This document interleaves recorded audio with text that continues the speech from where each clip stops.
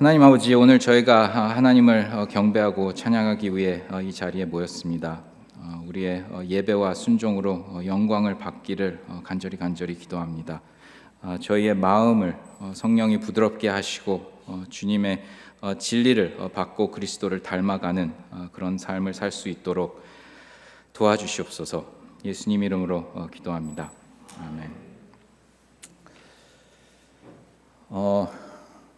네, 잘 아시는 본문인데요. 제가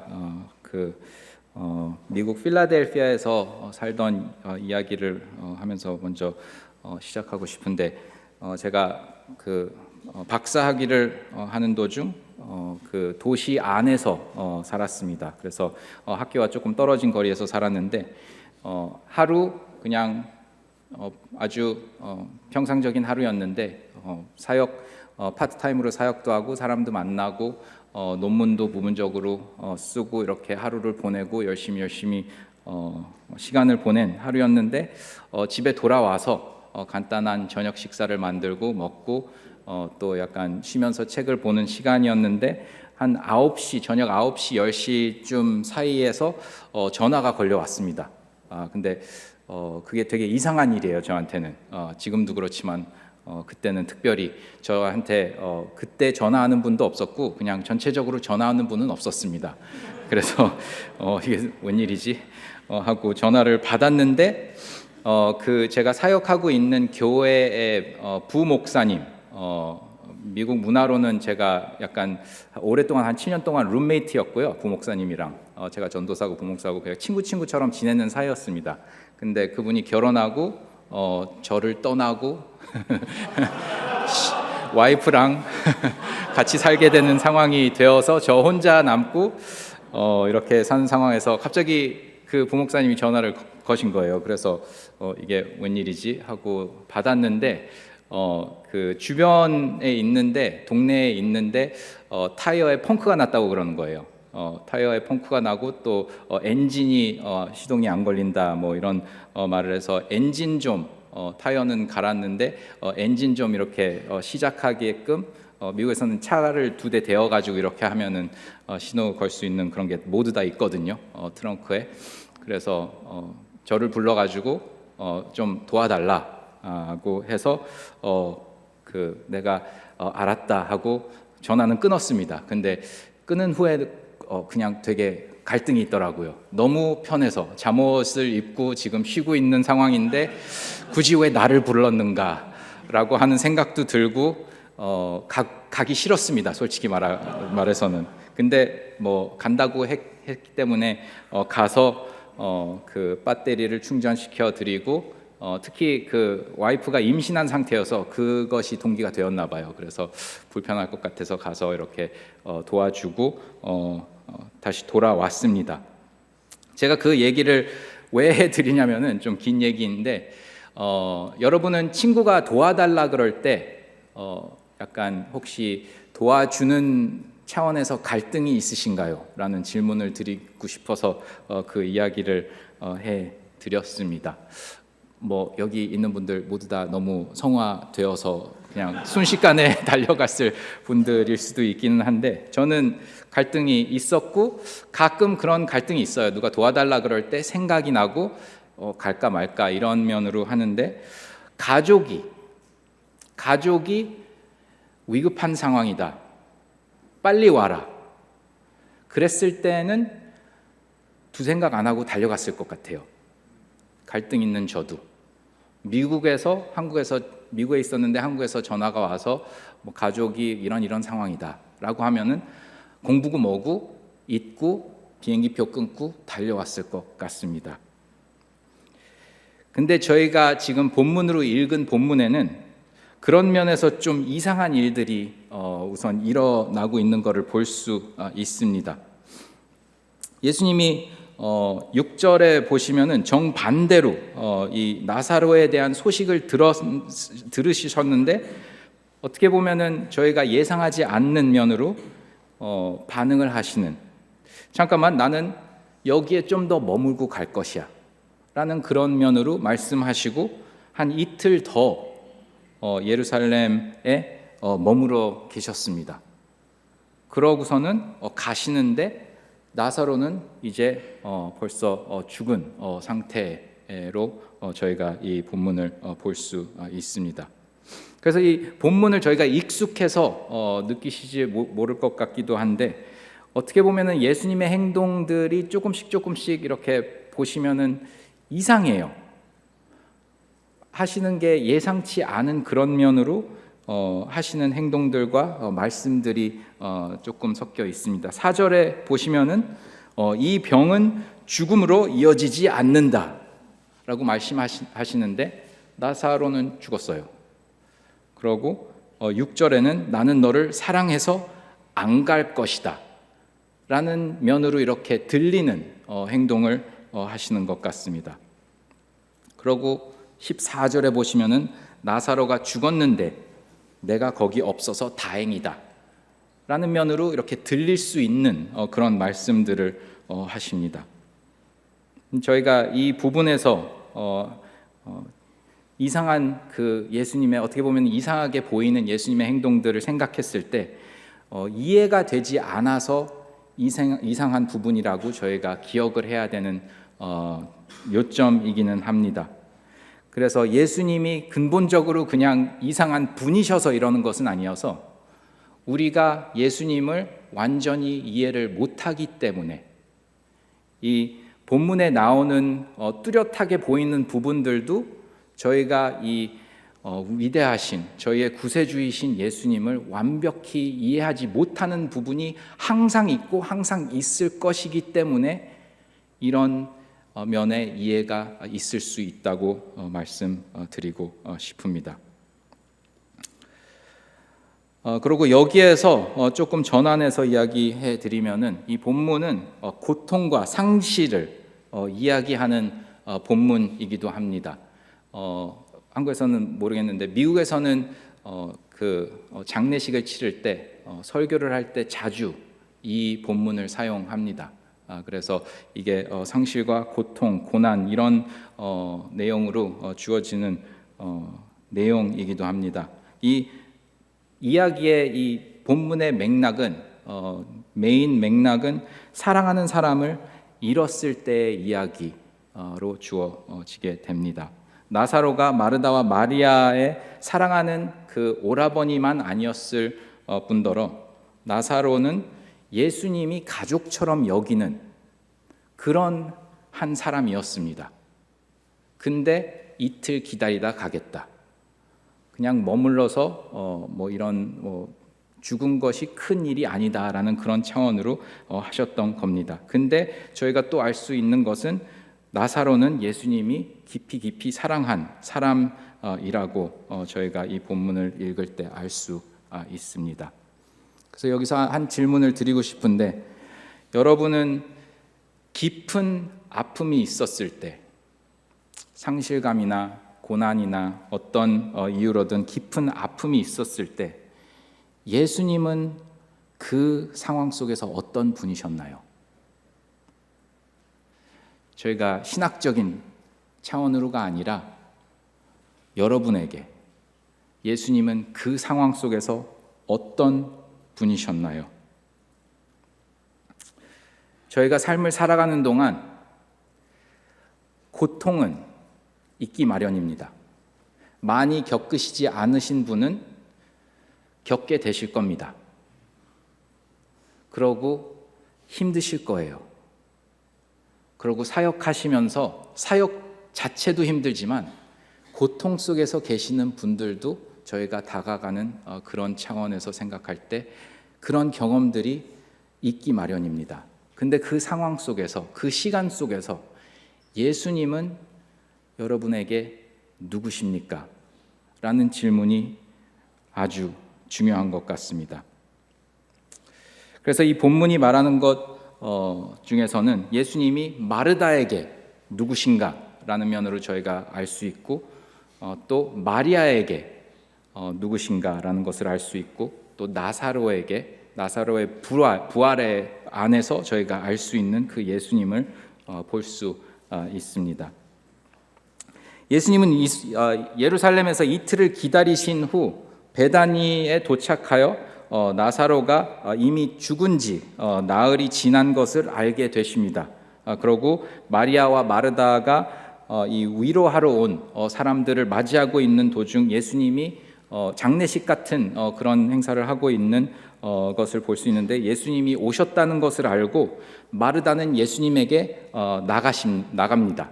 나가게 되고 마르다는 나가고 마리아는 남게 되는 상황을 저희가 볼 수 있습니다. 그래서 마르다가 예수님께 오셔서 오면서 하는 말을 21절에서 저희가 볼 수 있습니다. 주께서 여기 계셨더라면 내 오라버니가 죽지 아니하였겠나이다 라고 말을 합니다. 저는 이 구절을 읽고 어감이 어떨 것인지 좀 궁금해했어요. 어떤 면으로 마르다가 예수님에게 이 말을 했을까? 저희가 정확히는 알 수는 없지만 저는 어렸을 때부터 마르다에 대한 편견이 있어서 약간 그 율법주의적인 그런 면으로 말을 했을 것이다라는 인식이 컸습니다. 그래서 아주 강하게 말을 주께서 계셨더라면 내 오라버니가 죽지 않았을 거예요 라는 그런 주장적으로 했다는 그런 이미지가 강했어요. 근데 계속 생각해보고 이 고난에 대한 주제를 생각해보고 저도 고난을 겪게 돼보고 이 본문을 다시 읽게 되니까 마르다가 그런 어감으로 말하지 않았을 것 같아요. 제 생각에는 아마도 매우 혼란스러운 상황에서 혼란스러운 마음으로 이 말을 했을 것 같습니다. 동생이 죽었어요. 오라버니가 죽었습니다. 아마 마르다의 목소리 안에서는 그 깊은 슬픔이 있었을 것 같아요. 그러고 22절에는 그러나 나는 이제라도 주께서 무엇이든 하나님께 구하시는 것을 하나님이 주실 줄 아나이다 라고 예수님께 말을 합니다.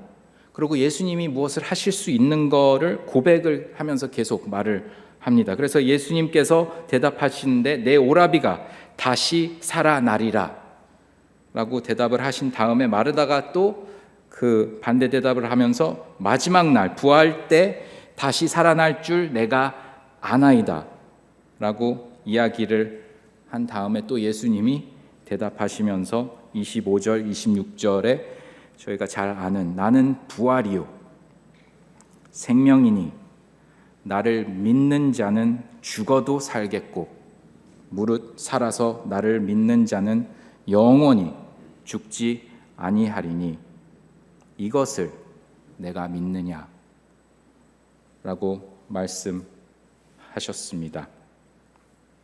여기서 이 대화 안에서 무슨 일이 일어나고 있는 걸까요? 슬픔 안에서 마르다가 이야기했으면 예수님이 이 대화 안에서 마르다를 꾸짖고 있었을까요? 라는 생각도 해봤습니다. 그러니까 약간의 그런 차원이 있을 것 같기도 한데 마르다의 마음을 생각해 보면 아마 예수님에 대한 원망은 약간 있었을 수 있을 것 같아요. 근데 더 큰 그 마음 안에 있는 것은 아마 절망의 씨앗이 자라나고 있지 않았나 라고 생각이 됩니다. 마르다는 무엇이든 구하는 대로 주실 것이다 라고 말을 하면서 39절에 예수님이 돌을 가지고 옆으로 움직이라 하실 때 시체가 악취가 나서 안 됩니다 라고 말을 합니다. 그래서 이 대화를 나눌 때는 안 보이지만 절망의 씨앗이 자라나고 말로는 예수님이 하실 수 있다라고 하는데 진정 믿음으로는 그 말을 안 믿는 거예요. 절망함으로 이제는 끝이다. 예수님이 왔는데 이제는 끝이다. 라는 그런 마음이 있지 않았을까 생각해 봅니다. 마르다는 아마 슬픔 속에서 이 절망이 그녀의 마음을 사로잡았을 것 같습니다. 나사로가 이미 죽었는데 예수님이 이제 와서 무슨 소용이냐라는 그런 생각이 들었을 것 같습니다. 저희가 이런 마르다를 보면서 왜 이런 마음을 갖고 있는가라는 생각도 할 수 있는데, 저희가 고난을 겪고 고통스러운 상황에 있을 때 마르다와 다르지 않을 것 같다는 생각이 듭니다. 저희가 인생의 고통을 맞이했을 때 저희 믿음이 부족해서 예수님이 작아집니다. 실제로는 위대하시고 크신 분인데 우리 시야에서는 예수님이 엄청 작아지십니다. 그래서 저희가 수업 안에서 배운 것들도 기억은 나는데 마음으로 이게 무슨 소용인지, 예수님이 왔는데 무슨 소용이지 라는 그런 생각을 할 수 있는 상황들이 삶에서는 올 수 있을 것 같습니다. 데살로니가 전서 4장 13절은 저희에게 이런 차원에서의 마음을 향해서 격려를 하고 위로를 하면서 말씀을 주십니다. 형제들아, 자는 자들에 관하여는 너희가 알지 못함을 우리가 원하지 아니하노니 이는 소망 없는 다른 이와 같이 슬퍼하지 않게 하려 함이라 라는 말씀이 있습니다. 소망 없는 슬픔을 하지 않는 것이 기독교인의 슬픔입니다. 슬퍼하는 것은 당연하다는 말이에요. 하지만 절망적이지 않고 소망이 있는 슬픔이 복음을 아는 슬픔이다라고 저희가 알 수 있습니다. 예수님은 이 순간 이 대화를 나누면서 마르다가 제일 필요한 것을 주고 있었습니다. 마음속에 절망의 씨앗이 이렇게 자라나고 있는데 희망의 씨앗을 다시 심으시는 겁니다. 예수님이 자신이 무엇을 할 수 있는 것뿐만 아니라 자신이 누구이신지를 이야기해 주시는 것을 저희가 볼 수 있습니다. 나는 부활이요 생명이니 나를 믿는 자는 죽어도 살겠고 무릇 살아서 나를 믿는 자는 영원히 죽지 아니하니라. 예수님은 단순히 그냥 기적을 일으키시는 분이 아니시고 그냥 선지자이시지 아니시고 성육신 하신 하나님이십니다. 나는 부활이고 생명이다. 나는 부활이고 생명이다. 나는 신성한 능력이 있는데 성육신했기 때문에 희망이다. 그리고 새로운 피조물을 만들기 위해 이 땅에 왔다 라고 말씀하시는 겁니다. 나는 부활이요 생명이다. 그러고 마지막에 이 질문을 던지십니다. 마르다에게. 이것을 믿느냐? 이것을 내가 믿느냐? 신학교에 계시는 분들은 이 질문이 나에게는 적용되지 않을 거라고 생각하실 수도 있어요. 다 전도사님들이시고 교수님들이시고, 근데 다 적용이 된다고 생각합니다. 마음속의 믿음과 머릿속의 믿음이 일치 안 될 때가 너무나도 많습니다. 그리고 고난 속에서, 고통 속에서는 더욱더 그러고요. 힘든 상황 속에서 예수님이 진정 부활이시고 진정 생명이시다라는 것을 믿습니까? 이제 희망을 갖게 된 마르다는 동생 마리아를 데리러 갑니다. 예수님이 오셨다는 소식을 들은 마리아는 자리에서 일어나 재빨리 예수님에게 옵니다. 사람들은 마리아가 나사로의 무덤으로 가는 줄 알고 사람들도 따라갑니다. 저희가 이 본문을 읽었을 때. 그리고 마리아는 예수님을 보자마자 예수님 발 앞에 엎드려 언니가 한 질문을 똑같이 합니다.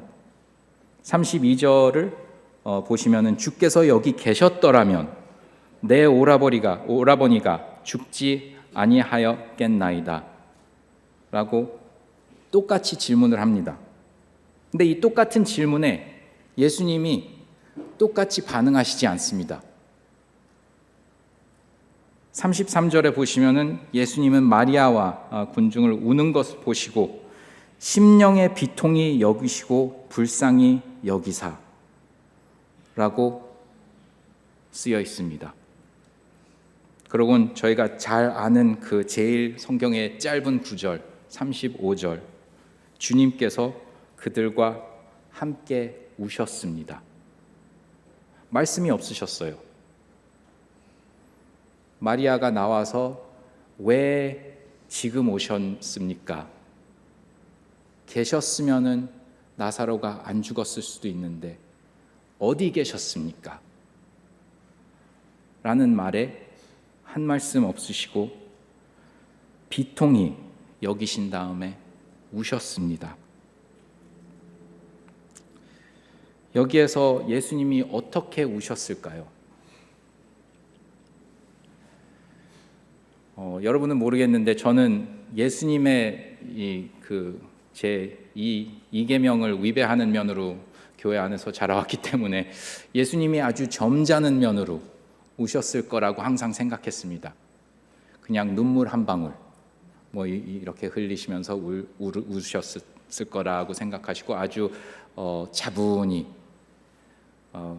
우셨을 거라고 상상을 했는데 여기에서 비통히 여기시고 불쌍히 여기셔서 라고 말씀하신 다음에 우셨다라는 것을 저희가 볼 수 있었습니다. 아마 예수님이 눈물을 많이 흘리셨을 것 같아요. 아주 펑펑 우셨을 것 같습니다. 근데 여기에서 또 이상한 점이 있습니다. 제가 조직신학을 공부해서 그런 건지 잠시 후에 계속 읽으시면은 나사로를 부활시키세요. 근데 이 상황 속에서 펑펑 우셨어요. 그러면 이 눈물의 의미는 무엇인지, 그냥 연기하시는 것이었는지. 제가 학생 시절 때 제일 귀하게 여기는 것이 좀 죄송한데 컴퓨터였습니다. 제 논문이랑 다 거기 들어있기 때문에 백업도 잘 안 하고 그래서 컴퓨터가 제일 귀한 제 차보다 차는 잃어버려도 돼요. 저는 컴퓨터가 없으면 안 되고. 근데 그 컴퓨터가 없어졌을 경우 제가 상상을 해봤어요. 이 본문을 생각하면서 제가 잃어버렸는데 너무나 당황 속에서 이제 나 박사학위 망했다. 어떻게 하지? 라고 생각하는 와중에서 너무나도 슬프고 너무 당황스러운데 제 룸메이트, 이거는 실제적인 상황은 아닌데 찰스 부목사님이 그 컴퓨터를 찾았다고 생각해서 찾아놓고 본인 방에다가 갖다 놔요. 그러면서 저한테 와가지고 위로를 하는 겁니다. 괜찮아. 졸업할 수 있을 거야. 괜찮아. 하면서 저와 그러고 또 같이 울기도 해요. 컴퓨터는 본인 방에 있는데. 약간 그런 상황처럼 느껴질 수 있어요. 그러고서는 나중에 가서 본인 방에서 제 컴퓨터를 찾아가지고 주면서 짠! 하고 여기 있었지라는 그런 면으로 하는 느낌이 들 수 있습니다. 지금 우셨는데 조금 후에 나사로가 기적적으로 부활하게 됩니다. 그 상황이 이상하지 않으면은 안 돼요. 예수님의 눈물은 어떤 의미였을까요? 그냥 속임수였을까요? 그냥 하시는 행동이었을까요? 예수님이 아마 다 아시면서 나중에 짠 하고 이러는 것은 아니었을 겁니다. 예수님이 나사로에게 일어난 일들과 나사로의 죽음과 마르다와 마리아에게 주어진 이 고통에 대한 그 공감은 진실적이었을 겁니다. 33절, 38절에 심령의 비통이 여기시고 라는 문구를, 한글이 더 좋은데요, 영어로 보면은 그냥 deeply moved라고 합니다. 그냥 감정적으로 움직여져서 우셨다 라고 나오는데 아주 강도가 부족합니다. 한글에는 조금 더 나아요. 심령의 비통히 여기시고. 예수님은 죄와 죽음을 보시고 분노하신 겁니다.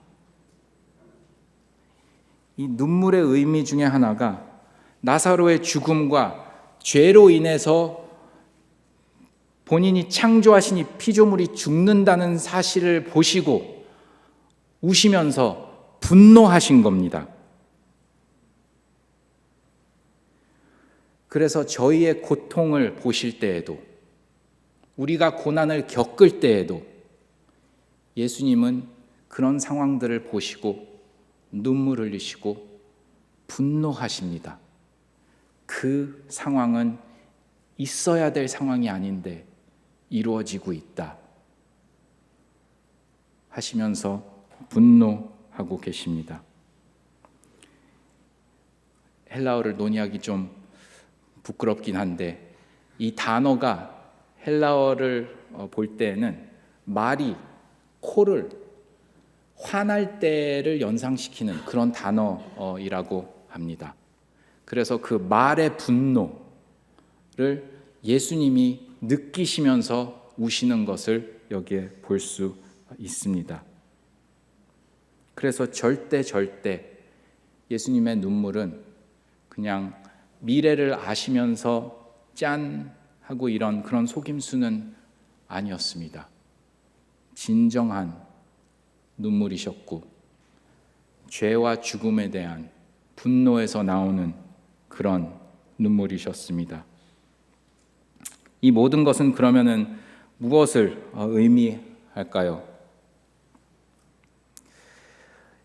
이것은 예수님이 신성한 정체성, 나는 부활이다, 예수님의 우리의 아픔과 고통 속에서 우리를 도울 수 있다는 것을 알려주시는 것입니다.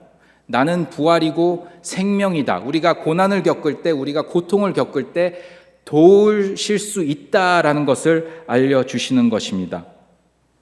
그러고 마리아를 맞이했을 때 눈물 흘리신 그 상황은 도울 수 있을 뿐만 아니라 도우신다는 것을 알려주십니다. 그 눈물로 나는 도울 수 있고 도운다. 어떻게 우리를 도와주실까요? 어떻게 우리를 도와주실까요? 나사로에 대한 우리의 이야기는 나사로가 다시 살아나는 것으로 끝납니다. 예수님은 무덤으로 가셨고 다시 한번 분노하시고 죽음과 죄에 대해서 이렇게 분노하시는 것을 볼 수 있습니다. 근데 나사로를 살리시는 이 기적이 요한복음을 보면은 이 7가지의 기적 중에 마지막에 나타나는 그 기적으로 저희가 볼 수 있습니다. 그리고 이 기적이 일어난 후에 예수님을 향해서 죽음을 계획하는 그런 이야기들을 저희가 찾아볼 수 있습니다. 그래서 예수님이 이 음모를 꾸미기 시작한 이 기적을 하신 것을 저희가 볼 수 있습니다. 이 마지막 표식, 기적을 행함으로써 예수님은 사실상 자신의 죽음을 낙인 찍는, 서명해버리는 것으로 생각하시면 될 것 같습니다. 그러고서는 저희가 잘 아시지만 마지막에 십자가에 못 박혀 죽으십니다. 조롱을 당하시면서, 벌거벗음을 당하시면서, 수치심을 당하시면서, 온갖 고난을 당하시면서 우리가 죽어야 할 죽음을 죽으십니다. 우리가 죽어야 할 죽음을 죽으십니다. 그러고선 3일 후에 승리하시고 부활하십니다. 예수님이 이 십자가를 향해서 갈 때 조롱을 겪으시고 수치심을 겪으시고 벌거벗음을 겪으시고 참으시고 견디시고 죽음까지 이르십니다. 히브리서 12장 2절에는 믿음의 주요 또 온전케 하시는 이인 예수를 바라보자 그는 그 앞에 있는 기쁨을 위하여 십자가를 참으사 부끄러움을 개의치 아니하시더니 하나님 보좌 우편에 앉으셨느니라. 십자가를 참으사 참으시고 겪으셨습니다. 하나님의 영광을 위해서지만 우리를 위해서, 우리를 도우시기 위해서, 우리의 죄와 우리의 죄로 인한 그 죽음, 잊지 않아야 할 그런 것들을 없애기 위해서 견디시고 참으시고 죽으셨습니다. 그러고 죽으시고 3일 만에 부활하시고 우리에게 이 생명, 영생의 부활의 소망을 주셨습니다.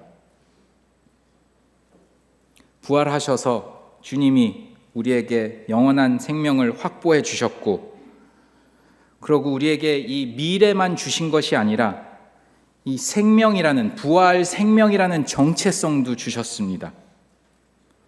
우리가 은혜로 주님과 연합되었을 때 지금 우리의 삶을 살아가는 도중에 이 부활 생명, 완성적이지는 않지만 주셨습니다. 부활 생명이라는 것을 경험할 수 있는 만큼 주셨습니다. 부활은 단순한 미래의 상황이 아니라 지금 우리의 정체성도 될 수 있고 되어야 합니다. 그러나 삶이 힘들어질 때, 인생이 그냥 엉망진창이 될 때, 고난이 다가올 때, 고통이 너무 심하고 마음이 너무나도 아플 때 우리의 부활이시다라는 것을 믿는 것은 어려울 때도 많습니다. 그 어려울 때가 많기는 하지만 저희가 이 본문을 읽고 다시 기억해야 됩니다. 예수님이 누구시고 복음을 기억하고 이 세 가지로 적용점으로 마무리하면서 이것을 기억해야 된다는 것을 말씀드리고 싶습니다. 첫 번째는 예수님이 여러분을 사랑하신다는 것을 알고 기억하셔야 됩니다. 이것도 너무 신학교에 계신 분들한테 당연하게 들릴 수 있는데 당연하지 않습니다. 고난이 다가올 때 예수님은 작아지고 예수님이 나를 진짜 사랑하실까? 라는 그런 의심이 들었습니다. 마르다는 그랬고 우리도 당연히 그럴 수 있습니다. 고통이 없어지지는 않지만 그 부활 안에 의미, 그 예수님이 우리를 사랑하신다라는 것을 기억할 때는 그 희망을 가지고, 데살로니가 전서가 말하는 그 희망을 가지고 슬퍼할 수 있는 그 힘이 생겨납니다. 둘째로는 매일 주님을 사랑하는 법을 습관적으로 해야 됩니다. 개혁주의에서는 은혜를 계속 말하고 하는데 습관적으로 이렇게 삶을 살아가고 배워가는 것도 은혜입니다. 그리고 우선적으로는 예수님이 우리를 사랑한다라는 것을 기억하시고 습관적으로 예수님을 사랑하는 법을 배워 나가야 합니다. 여러분은 그런 습관들이 있나요? 신학교에서는 저희가 시켜서 하기는 하시겠지만 나중에는 그런 습관들을 계속 유지하시고 있을까요? 하셔야 됩니다. 안 그러면은 그 절망의 씨앗이 찾아올 수도 있습니다. 배운 것들은 많은데 마음속에서는 예수님을 사랑하는 것을 까먹고 절망의 씨앗이 다시 마음에 들어설 수 있습니다. 저희가 그 부활의 힘, resurrection power이라는 것을 알고 나는 부활이요 생명이니 라는 그 진리를 붙잡고 예수님의 사랑을 알고 예수님을 사랑하는 방법을 계속 배워나가야 합니다. 그리고 세 번째 마지막으로는 주변에 있는 작은 부활들, 이렇게 말하면 좀 이상하게 들리실 수 있는데 작은 부활 이벤트들을 목격하셔야 합니다. 지식적인 면으로도 좋긴 좋고 아주 중요하긴 한데 경험을 하셔야 돼요. 그러고 삶을 살아가면서 이 작은 부활들이 주변에 항상 있습니다. 우리가 하나님이 역사하신다라고 말할 때는 큰 일들만 일어나는 것은 아닙니다. 주변 옆 사람, 옆에 이웃, 이 삶, 작은 삶 안에서 그 작은 부활들이 어떤 것인지 목격하셔야 됩니다. 그리고 나에게 주어지는 그 작은 부활들이 무엇인가 기억하시고 인식하셔야 됩니다. 저는 박사학위를 마치는데 가족 말고는 두 분에게 너무 평생 감사할 두 분이 계십니다. 제가 그 전도사로 사역했던 그 교회의 한 장로님과 그 사모님이신데 저에게 살 수 있는 그 집을 엄청 저렴한 한국 시세로는 비싸게 들리실 수는 있지만 미국 가격으로는 엄청 저렴한 한 10년 동안 거기에 살 수 있게 본인의 이익을 받지 않고 저에게 그렇게 하게끔 해주셨습니다. 저는 그것을 생각할 때마다 왜 그랬을까? 그냥 단순하게 이분들이 착해서 라고 생각하실 수 있는데 저는 조금 더 나아가 이분들이 예수님이 부활이시오 생명이시니 라는 것을 아시고 이렇게 나눌 수 있는 그런 거라고 믿습니다. 그래서 이렇게 베푸르시고 그러고 다른 한 가지 제가 목격했던 것은 좀 멀리서 목격은 했지만 제 대학 후배가 지금은 좀 오래됐지만 한 30대 초반 때 결혼을 했습니다. 자매인데 대학 후배가 결혼을 했는데 그 결혼식 하고 나서 며칠 후에 암 진단을 받았어요. 그래서 이런 글을 남기게 됐습니다. 지금은 그래도 회복되는 면이고 잘 있는 것 같기는 한데 그 상황 속에서 이런 글을 남겼습니다. 그럼 어디서부터 시작할까요? 신랑과 저는 8월 25일에 결혼했어요. 결혼식은 정말 즐거운 축하 예식이었습니다. 친구들이 찍은 사진을 몇 장 올리려고 합니다. 가족과 친구들과 멋진 결혼식에 함께 할 수 있어서 정말 큰 축복을 받았다고 느꼈습니다. 남편과 제가 이제 한 몸이 되어 매일 예수님께 시선을 고정하고 그분의 나라를 위해 살아가길 기도합니다. 결혼식 이틀 전에 저는 정기검진을 위해 병원에 갔습니다. 갑상선 의사가 제 백혈구와 적혈구 수치가 절반밖에 안 된다는 진단을 내렸습니다. 이것은 분명히 적신호였기 때문에 우리는 하와이 신혼여행을 취소해야 했습니다. 골수생겸 몸 바이옵시를 받고 8월 28일 결혼식 3일 후에 급성 골수 백혈병이라는 진단을 받았습니다. 그 이후로 저는 병원에서 항암 치료를 받고 있습니다. 의사는 제 나이에 생존율이 50%가 있다라고 말씀을 하시더군요. 그리고 계속 이야기를 합니다. 정말 대단한 이야기죠. 인생은 놀라움으로 가득 차 있다는 걸 알지만 이번 일은 정말 컸습니다. 하지만 남편과 저는 가족과 친구들이 저희를 위해 진심으로 기도해주고 생각해 주셔서 큰 힘을 얻었어요. 하나님과 가족, 교회, 친구들에게 이렇게 사랑받는다는 것은 느껴본 적이 없어요. 그리고 하나님께서 그분의 아들 예수님을 통해 십자가에서 이미 이루신 일을 묵상하면서 매일 평안을 누리고 있습니다. 지난 3주 동안 그랬던 것처럼 이 긴 치료의 시간 동안 제 마음이 감사와 인내로 가득 차길 바랍니다. 전 이 글을 읽고 감동도 받았지만 부활의 힘이구나 라는 생각이 들었습니다. 나는 부활이요 생명이니, 나는 부활이요 생명이니. 여러분은 이것을 믿으십니까? 잠깐 기도하겠습니다.